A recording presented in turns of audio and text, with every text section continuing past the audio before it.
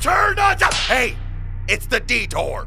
Okay, today I've got to share something with you guys that few people in our friend group know about, but Luke specifically knows about this, and it's something that we have talked about for years, and I have to tell you guys about this. I want you to remember or try to think of a time where the internet is a big thing, but it's not like the biggest thing. You can still lose contact with people if they don't have a Facebook, or especially if they don't have a MySpace, things like that. Yeah, I'm dating myself here. I'm old.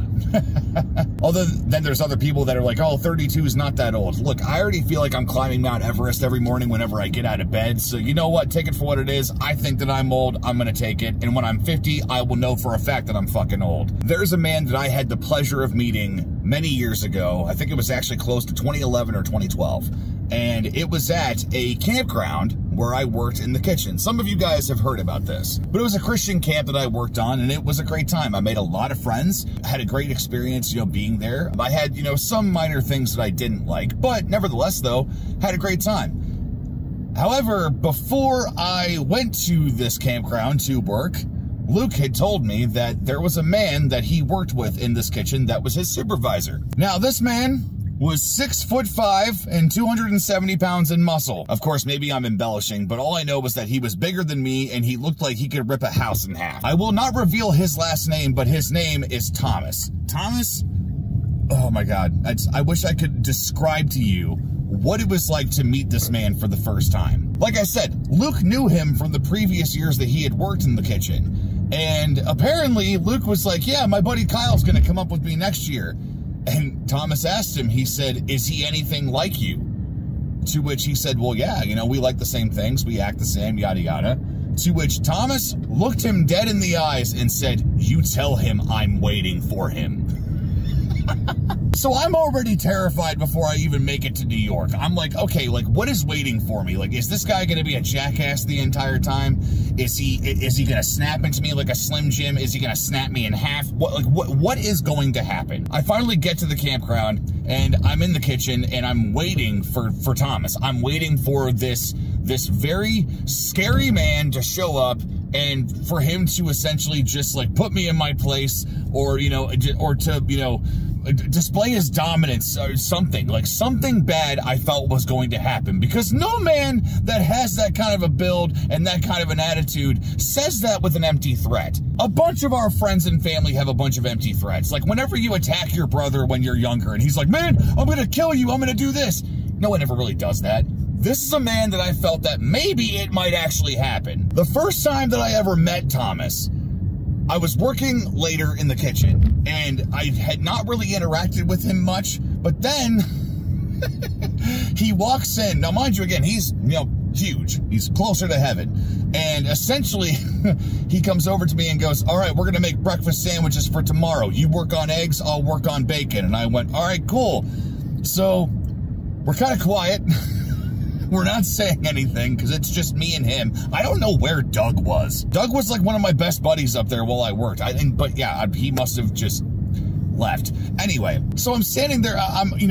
We have like these hockey pucks that are eggs. They're frozen, right? So we have to assemble these sandwiches. That way, when we wake up the next morning, we just put them in the ovens for, however long, and then distribute them to the ungrateful children. And then they bitch about the food. Standard breakfast stuff, standard food stuff while I was there. That's the job that made me realize that I never wanted to work in the food industry. And this is how much of a badass I am and how, confident I am in my life. Thomas looked at me and went, so, do you play video games? And I said, that depends. Do you like them? He then says, well, what's your favorite video game? And I said, what's yours? Because I was so intimidated by this guy. And come to find out, I had a lot of reasons to be intimidated. Like, Thomas was not a mean guy, like, whatsoever. But he apparently had a time where he destroyed a bunch of boxes behind the kitchen because he got sent to the hospital for 8 hours and they forgot him, all because he got grease in his eye. So when he came back, he took a bat and destroyed a bunch of these boxes. Luke swears up and down that he had the footage at one time on his cell phone, and we're talking like flip phone, you know what I'm saying? Anybody who has actually used a flip phone, the flip phone Flown across, it flew. Fuck! For anybody that's actually used a flip phone, please comment below, because I want to know what, like, the demographic that we have on this channel, because I don't know if it's going to follow the same thing for, as it does for Rykerroad. But no, Thomas was a very, you know, solid, you know, man of God. He was, you know, a lot of fun to hang around once you got used to the fact that he was intimidating as fuck. Fast forward to a couple of years later, after this, after I've met him, after I've worked on the campground, all that stuff, I don't remember how it came up in conversation, but Luke and I were essentially talking one day, and he went, dude, I can't find Thomas. He's like, he has disappeared. And I went, what do you mean? I have him on Facebook. I checked it. His Facebook is gone. I don't think he had, like, hit the Skype name that he had. Like, we assumed that he probably joined the military or something, but to be fair, he probably, like, joined Special Forces and became such a force himself that he's no longer allowed to be in the public eye. Kind of like our other friend from the island. His name was David. Now, this guy was so huge that we actually called him Colossus. Like, and I actually knocked over his American flag when I showed up to the cabin, and he loves his country a lot, like a lot, like to the point that, like, he would, like, always walk by his flag and, like, adjust it and make sure that it was, like, perfect. And I was alone in the cabin when I was getting everything set up, you know, for my bunk, and I knocked over his flag, and somebody walked in. I think it was Kevin. Maybe it was Kevin. You guys have no idea who the hell these people are. But Kevin walked in, and he went, hey, are you Kyle? It's nice to meet you. You knocked over his flag. And I went, who? And he went, Lasers. And I went, who the hell is Laser? And he goes, well, we used to call him Colossus, but we decided Laser because it was easier for people to say. But Laser, or David, which people also called him Davey, also another guy that is a very devout guy of God. And he loves people and will do everything that he can for people. But I have been surrounded by two dudes that are huge, that I was intimidated by, that one of which I know for a fact is still around, but you would expect that Laser was the one because he had so much more mystery to him. I don't even know what the guy even liked. Like, you ever, like, maybe this is just my perspective of being a nerd, but have you ever seen a guy that has, you know, six-pack abs, has huge-ass biceps, all that stuff, looks like they could bench press a car, which actually can happen, I didn't know that was fucking real. But you ever look at them and go, you don't like music, or you don't like movies, all you do is work out. I'm really sorry to anybody in our audience that works out in the gym all the time. The point of all this was that I had two run-ins with two dudes that were just so interesting about everything that they did. Oh no, the Laser story. Okay, so Laser. So continuing on with the Laser thing, Laser was a guy. Hold on, I gotta get Wendy's. So Laser was a really good friend that I was working with on. So Laser was a really great friend that I worked with at this campground. Mind you, there's 8 weeks of camp. We get to week 6. Now, in the whole time, my buddy Corey knew that I knocked over Laser's American flag. But if you're from America, you know that if you drop your flag or if it hits the ground, anything like that, you have to burn it. And I did not have the heart or the strength or the fucking courage to tell a man that is nicknamed Colossus and Laser that I dropped his American flag. Okay? Like, he was scarier than Thomas. Physically, I should say. Physically more scarier than Thomas, and Thomas was more mentally scary. Because Thomas just didn't give a fuck. And every single day, Corey would shout and make sure that Laser could hear it, and he would go, hey, Kyle, pick up the flag. And I'm like, fuck, don't. So time passes, we get into our routine. A lot of us, like, this place just became home. It became normal. Everybody became the people that we were around all the time, and it was just what it was. Week 7 out of 8, I'm standing in line, and I see Laser across the way in the mess hall, and he waved, so I waved back because it's polite. He then goes like this and goes, hey, come over here, come over here.